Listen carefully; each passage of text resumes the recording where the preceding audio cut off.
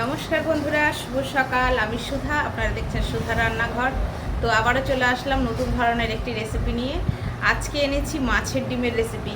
মাছের ডিমের তো রেসিপি অনেক রকমের খেয়েছেন, তো এই রকমের রেসিপিটা খেয়েছেন কি না অবশ্যই কমেন্টে জানাবেন। আজকে করব একটু নতুন ধরনের একটি রেসিপি মাছের ডিম দিয়ে। দেখতে থাকুন, কেমন লাগে কমেন্টে জানাবেন। আমার চ্যানেলে যদি নতুন হয়ে থাকেন চ্যানেলগুলো সাবস্ক্রাইবার করবেন। যারা ইউটিউব থেকে দেখছেন চ্যানেলটি সাবস্ক্রাইবার করবেন, যারা ফেসবুক থেকে দেখছেন পেজটিকে ফলো করে পাশে থাকবেন। চলুন, নতুন ধরনের একটি রেসিপি হতে চলেছে, অপেক্ষায় থাকবো কমেন্টের। চলুন, মাছের ডিম আমি বেশ খানিকটা নিয়ে চলে এসেছি, অনেকটা মাছের ডিম। আজকে এই মাছের ডিমেরই রেসিপি হবে। তার আগে এই মাছের ডিমটা এরকম করে আমি একটু ছাড়িয়ে নেব, এরকম করে। তারপরে এর মধ্যে আরও কি কি দেবো সেগুলো দেখাবো। মাছের ডিমটা ভালো করে চটকে নিয়েছি, দিয়ে দেবো এখানে একটু ওই 2 চামচ 3 চামচের মতন বেসন। 3 চামচ বেসন দিয়ে দিলাম। ঝালের জন্য দিয়ে দেবো একটু লঙ্কা গুঁড়ো, একটু ঝাল ঝাল হলে ভালো লাগবে খেতে। একটু হলুদ গুঁড়ো দিয়ে দেবো। দিয়ে দিচ্ছি একটা গোটা পেঁয়াজ, বড় সাইজের। এবার দিয়ে দেবো স্বাদ অনুযায়ী লবণ। একটা কথা জানেন, আমি যখন এই মাছের ডিমের কিছু করি না, এই লবণটা দিতে আমি ভুলে যাই, কেন কি জানি। সব দিই কিন্তু লবণটা দিতে ভুলে যাই। এবার এটা ভালো করে আমি মেখে নেব। মাখা হয়ে গেছে বেশ ভালো করে। কড়া গরম হয়ে গেছে, তেল দিয়ে দিচ্ছি। তেল কিন্তু মোটামুটি আমার গরম হয়ে গেছে। আমি এবার এই চামচের সাহায্যে দিয়ে দেবো। একটু গ্যাসটা কমিয়ে নিলাম।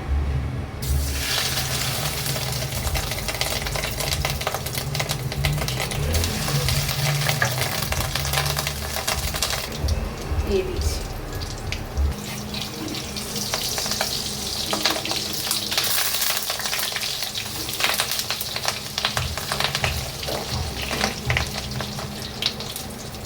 বড়াগুলো ভাজা হয়ে গেছে, এগুলো আর একটু ভাজবো।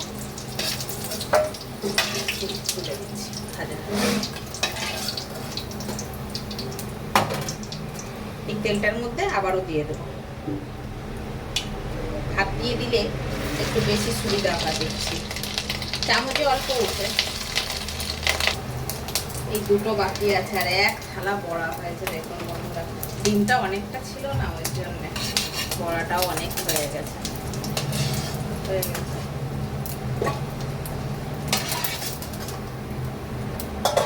কড়াটা একটু পরিষ্কার করে নিই। তেলটা কিন্তু আমার বেশ গরম হয়ে গেছে।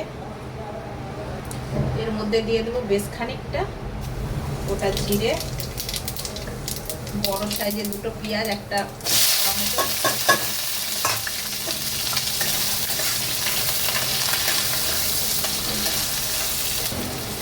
হালকা ভাজা হয়েছে। ডুবু ডুবু করে কেটে রাখা আলুগুলো দিয়ে দিই। আলুটা আগে আমি ভাজিনি, কারণ সেটা দুবার ভেজে তেলটা বেশি করার কোনো দরকার হয় না। আলু ভাজতে গেলে তেল কিন্তু টানবে, আর এই গরমে বেশি তেল মশলাটা খাওয়াটাও ঠিক না।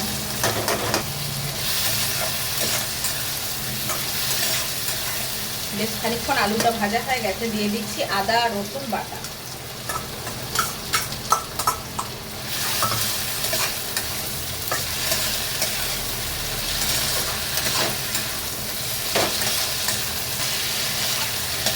সেটা ভাজা হয়ে গেছে, নিচে লেগে যাচ্ছে। আমি একটু বাটি ধোয়া জল দিয়ে দিলাম। এবার বাকি মশলাগুলো এর ভিতরে আমি অ্যাড করব। যেমন দিয়ে দেবো 1/2 চামচ জিরে গুঁড়ো দিয়ে দিলাম, 1/2 চামচ দিয়ে দেবো ধনে গুঁড়ো দিয়ে দিলাম, দিয়ে দিচ্ছি হলুদ, যেটা আমাদের রান্নায় মেন মশলা। হলুদ না হলে কিন্তু বিশেষ কোনো রান্না কিন্তু হয় না, যেন শাকটাক হয়ে যায়, কিন্তু আর বাকি রান্না হয় না। দিয়ে দিলাম আমি এর মধ্যে লঙ্কা গুঁড়ো। আমি এতে কাঁচা লঙ্কা ব্যবহার করিনি, গুঁড়ো লঙ্কাটাই ব্যবহার করলাম। এবার দিয়ে দেবো স্বাদ অনুযায়ী লবণ।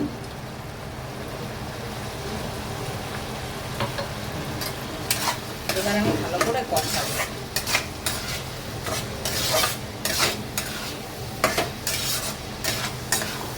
নিচে লেগে যাচ্ছে। এবার দিয়ে দেবো আমি জল, দিয়ে দিচ্ছি জল।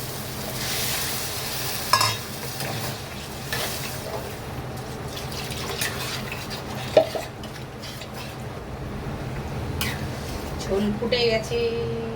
আলুগুলো সিদ্ধ হয়েছে নাকি একটু দেখে নিই। আলু সিদ্ধ হয়ে গেছে। অল্প করে একটু চিনি দিয়ে দিচ্ছি, একটু কিন্তু মিষ্টি দিতেই হবে, আপনারা যে যেরকম মিষ্টি খান সেই অনুযায়ী দিয়ে দেবেন।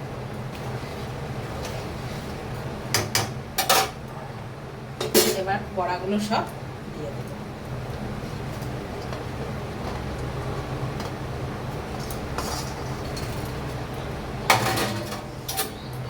এই রেসিপিটা এরকমভাবে রান্না করবেন আর এইরকম গরম গরম ভাতের সাথে খাবেন। গরমে গরম খাবেন, তাহলে তাড়াতাড়ি গরমটাও কাটবে আর খেতেও ভালো লাগবে। তো এইটা একটু ফুটবে। আমার কিন্তু বড়ার ঝোল রেডি হয়ে গেছে, নামিয়ে ফেরত আসছে। রেসিপিটা তো দেখলেন, লুকটা দেখুন যে কীরকম হয়েছে। অবশ্যই কিন্তু কমেন্ট করে জানাবেন যে কতটা ভালো লাগলো। ভালো থাকবেন, সুস্থ থাকবেন। নিয়ে নিচ্ছি আজকের মতন বিদায়। দেখা হচ্ছে আবারও পরের ভিডিওতে। Bye bye.